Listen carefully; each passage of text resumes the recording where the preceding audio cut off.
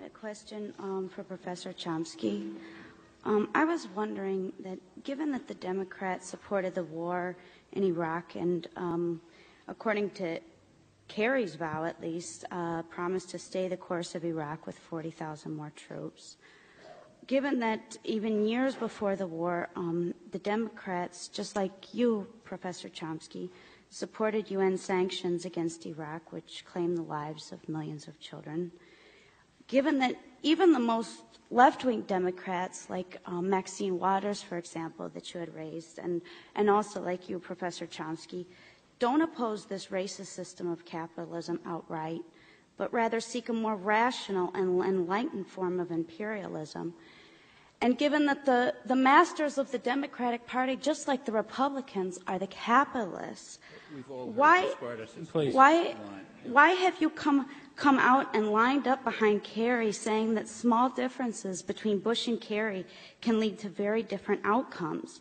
Now, I am with the Spartacus League, and unlike you, we fight for class struggle against imperialism. I'm sorry, but we fight I'm to going build ask a you to get to the multiracial question, working please. class party that will fight for socialist revolution. And if you care to find the truth in a newspaper, a working class perspective that takes a side with the workers and tells the truth, check out Workers' Vanguard. Good idea. First of all these things you said are given are false, and you can easily find that out. Second, everything you said that was given is false. Secondly, did I support the sanctions? I strongly opposed the sanctions. I'm sure I opposed them far more strongly than you did.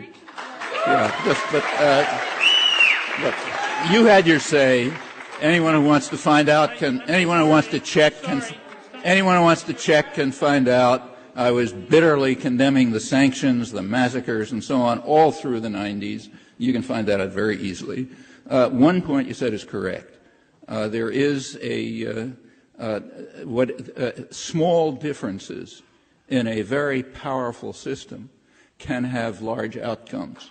If the Spartacus League cared about working people, poor people, people elsewhere in the world who suffer and so on, they would care about the large outcomes that follow from those small differences.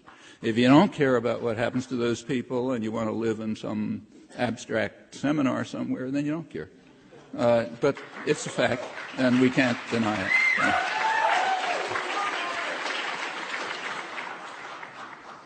Well, first of all, my own view, as you may or may not know, is that elections are a relatively insignificant aspect of what we ought to be doing.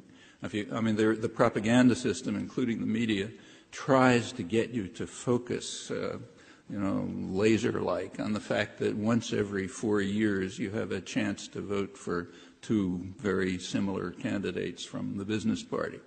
That's not the important form of political activism. If we want to stop being a failed state and become a democratic society, things are going to have to happen in between the 4-year period. You want to, take Haiti. Take Haiti, the poorest country in the hemisphere. How was Aristide elected? Aristide was elected because in the slums and the hills of Haiti, where most of the population lives, there was actually a lively, vibrant civil society organized with a lot of grassroots movements and other kinds of activism. And nobody was paying any attention to it because who pays attention to what those guys are doing? But to everyone's amazement, they succeeded in electing their own candidate. The U.S. had a candidate in that election, a World Bank official, who everyone assumed would sail through. He had all the capital and everything else. He got 14% of the vote. They succeeded in developing a democratic society that could elect someone of their own. We can't even imagine that. We can take lessons from Haiti about what democracy is. And it's not showing up every 4 years and saying, vote for me. That's not what democracy is. It's all the things that happen to build up a democratic culture where you can run your own candidates. And you don't have to choose between, two men born to great wealth and political influence who went to the same elite university and joined the same secret society and are financed by pretty much the same corporate sources that allow them to run. then you'd get a democratic society. What are the differences? I think you know as well as I do. There are differences. The people around Bush happen to be at a very extreme end of a rather narrow spectrum.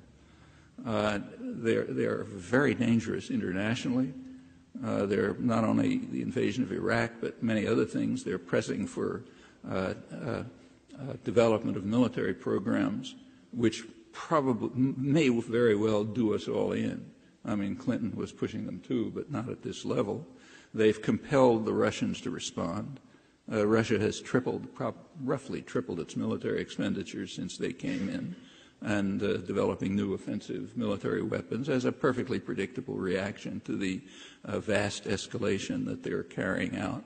They're developing new kinds of nuclear weapons, what are called low-yield nuclear weapons, bunker busters, which sounds kind of nice until you read the technical literature and discover that both the Russian and the American strategic analysts agree that the point of the bunker busters is to destroy Russian command bunkers with nuclear weapons hidden inside mountains just like ours are, so that they'll be vulnerable to a direct attack. And they're responding exactly as everyone knew, by extending their offensive military weaponry, threatening us. China's going to do the same, and so on.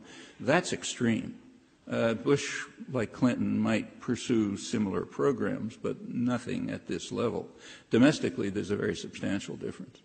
If you look at tax programs, the social benefits programs and so on, the people around Bush are making a very dedicated effort to dismantle and destroy the entire array of progressive legislation and achievements that's been reached in the last century.